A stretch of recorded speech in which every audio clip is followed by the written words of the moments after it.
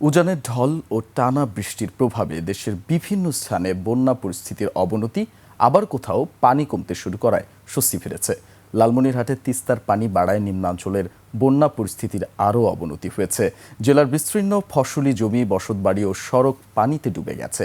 তিস্তা তীরবর্তী বিভিন্ন এলাকায় পানি ঢুকে পড়ায় বেড়েছে মানুষের দুর্ভোগ। তবে পানি উন্নয়ন বোর্ড জানিয়েছে, ডালিয়া পয়েন্টে গতরাতে পানি বিপদসীমা অতিক্রম করলেও আজ তা আবার বিপদসীমার নিচে নেমেছে।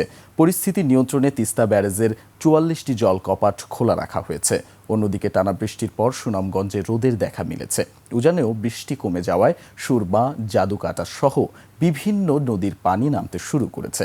সাধক পয়েন্টে সুরমা নদীর পানি এখনও বিপদসীমার ৫ সেন্টিমিটার এবং কুশিয়ারা নদী ৪ সেন্টিমিটার ওপর দিয়ে প্রবাহিত হলেও পানি ক্রমেই কমছে। এদিকে গাইবান্ধায় তিস্তা ও করতোয়া নদীর পানি কমতে শুরু করলেও যমুনা, ব্রহ্মপুত্র ও ঘাঘট নদীর পানি বেড়েছে। তবে নদীগুলোর পানি এখনও বিপদসীমার নিচ দিয়ে প্রবাহিত হচ্ছে। সাদাকাটা ও ফুলছড়ি উপজেলার চর ও নিম্নাঞ্চল প্লাবিত থাকায় পানিবন্দী মানুষের দুর্ভোগ অব্যাহত রয়েছে।